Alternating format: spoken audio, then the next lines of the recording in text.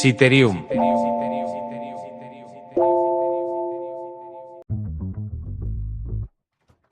Durante gran parte del siglo XX, el nombre Kodak fue, honestamente, sinónimo de la fotografía misma. La compañía, fundada por George Eastman, hizo más que solo vender cámaras y películas. Ya sabes, se incrustó realmente en el tejido de la vida familiar y la creación de recuerdos. La frase «un momento Kodak» se convirtió en un atajo universal para un instante precioso y fugaz que valía la pena capturar y preservar para la posteridad. La genialidad de Kodak fue hacer la fotografía accesible a las masas.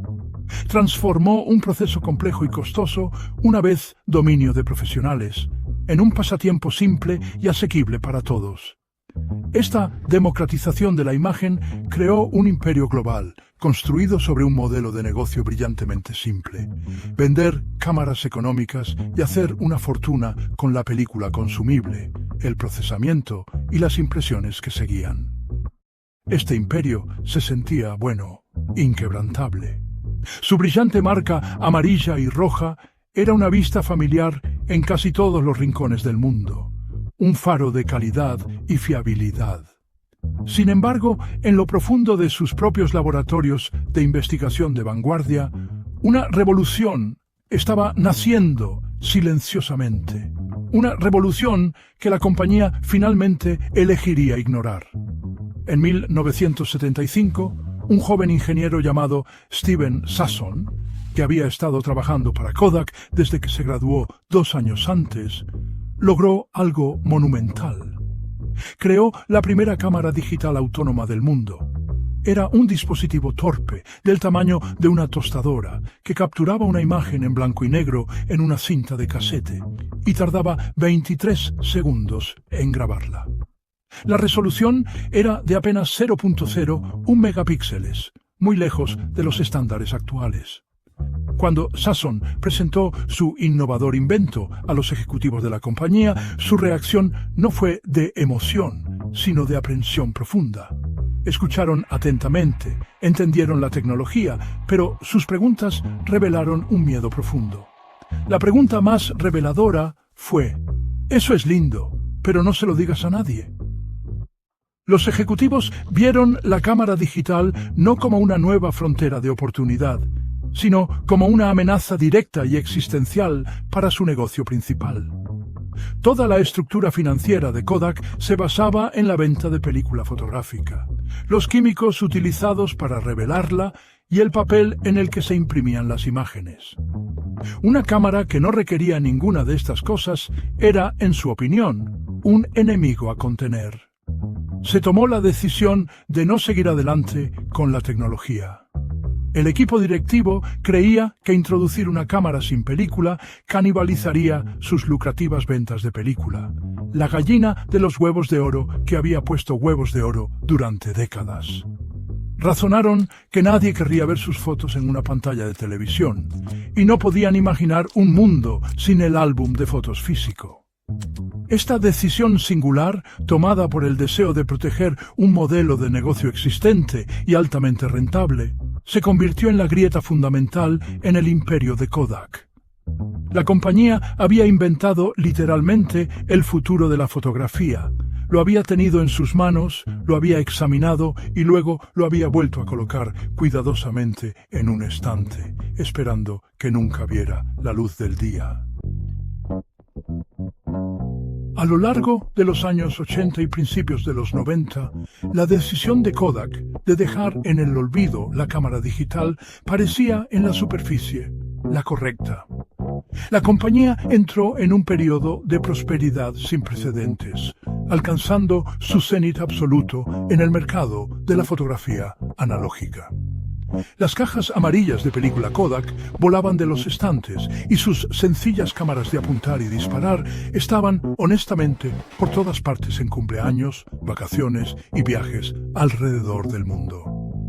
Los ingresos y las ganancias de la compañía se dispararon, reforzando la creencia corporativa de que su negocio de película basada en químicos era, y siempre sería, el fundamento inquebrantable de su éxito. El modelo de navaja y cuchillas, vender la cámara con una pequeña ganancia y la película con una grande, funcionaba perfectamente. Esta fue la edad de oro de Kodak. La compañía tenía un casi monopolio en el mercado de Estados Unidos y una participación dominante a nivel mundial. Empleaba a decenas de miles de personas y era un pilar de innovación en ingeniería química y manufactura. Su marketing era brillante, tejiendo el acto de tomar una foto directamente en el tapiz emocional de la vida familiar. La compañía no solo vendía un producto, vendía nostalgia, preservación y la capacidad de compartir los momentos más importantes de la vida. Para los ejecutivos y accionistas de la época, la idea de que este negocio increíblemente rentable y profundamente arraigado pudiera quedar obsoleto parecía descabellada. El mundo seguía siendo muy analógico. Sin embargo, este dominio fomentó una peligrosa sensación de complacencia. La cultura corporativa en Kodak se volvió insular y resistente al cambio. La compañía estaba tan enfocada en perfeccionar y proteger su negocio de película que desarrolló un grave punto ciego ante los cambios tecnológicos que ocurrían fuera de sus muros. Aunque Kodak había inventado la tecnología central para la fotografía digital, otras compañías, Sony, Canon, Fujifilm, comenzaron a experimentar con ella.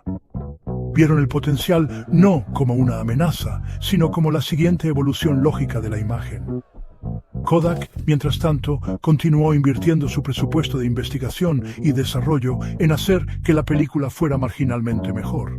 Un caso clásico de mejora incremental frente a una revolución disruptiva. La dependencia de los ingresos por película no era solo una estrategia de negocios, se convirtió en una identidad cultural. Divisiones enteras, carreras y ciudades como Rochester, Nueva York, se construyeron alrededor del intrincado proceso de fabricación y procesamiento de película. Adoptar lo digital habría significado desmantelar esta misma identidad. Una perspectiva que era tanto financiera como emocionalmente difícil de considerar para el liderazgo de la compañía. Hicieron algunas incursiones cautelosas en productos digitales, pero fueron a medias y siempre diseñadas para coexistir con la película, en lugar de reemplazarla.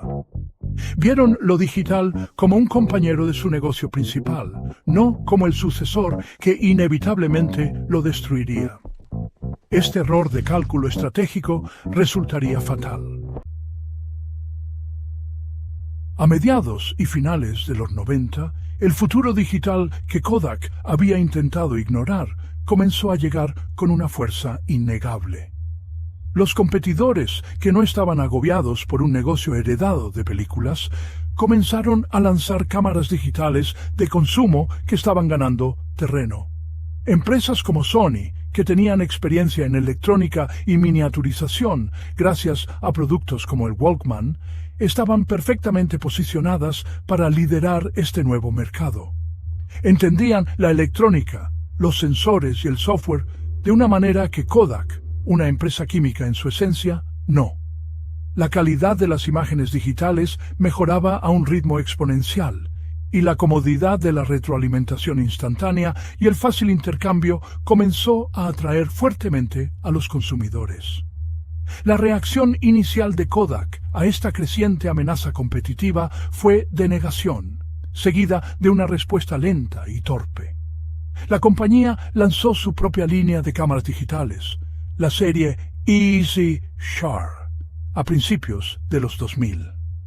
En un extraño giro del destino, Kodak incluso se convirtió en líder del mercado en ventas de cámaras digitales por un breve periodo en los Estados Unidos. Sin embargo, este éxito fue un espejismo. La compañía estaba jugando el viejo juego en un mercado nuevo. Estaba ganando dinero vendiendo las cámaras digitales en sí mismas, las navajas, pero no había cuchillas que vender después. El rentable flujo de ingresos recurrentes de la película y la impresión había desaparecido, reemplazado por un negocio de hardware de bajo margen y altamente competitivo. El error estratégico fundamental de la compañía fue su incapacidad para comprender que el valor en el mundo digital se estaba desplazando del hardware al software y los servicios, mientras que competidores como Fujifilm pivotaron con éxito y nuevos jugadores se preparaban para el auge de las plataformas para compartir fotos. Kodak permaneció obsesionada con la venta de objetos físicos. No logró construir un ecosistema en línea convincente. Tuvo la oportunidad de crear el Facebook o Instagram de su época con su Easy Share Gallery, anteriormente Ofoto, pero vio el servicio principalmente como una forma de lograr que la gente pidiera impresiones físicas, no como una plataforma para la comunidad y el intercambio digital. No pudo liberarse de su mentalidad analógica. Esta falta de una estrategia digital coherente dejó a la compañía vulnerable y sin dirección. Estaba librando una guerra en demasiados frentes, tratando de mantener su decreciente negocio de películas, mientras competía simultáneamente en el despiadado mercado de cámaras digitales que no entendía completamente. Las ganancias del hardware digital nunca fueron suficientes para compensar la catastrófica disminución en las ventas de películas. Cada cámara digital que vendía Kodak era, en esencia, otro clavo en el ataúd de su división más rentable. La compañía estaba atrapada en una dolorosa transición entre el pasado que la había hecho rica y un futuro que había inventado pero que no había logrado abrazar. Los 2000 se desarrollaron como un colapso en cámara lenta para el alguna vez poderoso gigante. A medida que las ventas de cámaras digitales alcanzaron su punto máximo y luego fueron diezmadas por el auge del teléfono inteligente, que puso una cámara de alta calidad en el bolsillo de todos, Kodak se encontró sin un camino viable hacia adelante.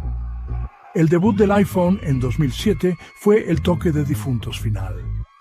No era solo una cámara, era un ecosistema integrado de hardwares, software y conectividad a Internet, que hacía que compartir fotos fuera fluido e instantáneo.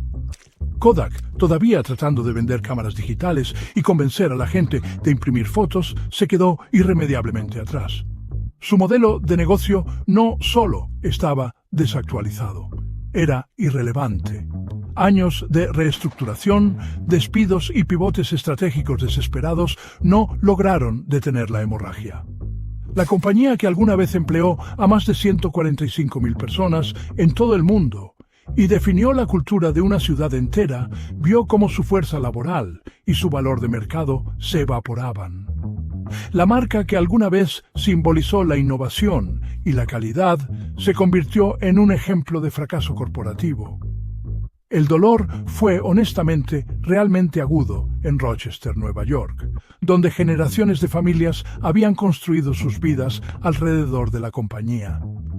El declive de Kodak no fue solo una historia financiera, fue una tragedia humana para la comunidad que dependía de ella.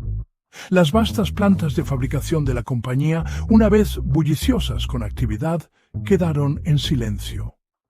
El 19 de enero de 2012 sucedió lo inevitable. Eastman Kodak, el ícono de la industria estadounidense de 131 años, se declaró en bancarrota bajo el capítulo 11. Fue una caída asombrosa para una compañía que durante un siglo había sido un pilar en el promedio industrial Dow Jones. La bancarrota marcó el final definitivo de una era. La compañía finalmente saldría de la bancarrota un año después como una entidad mucho más pequeña, enfocada en la impresión comercial y los servicios empresariales.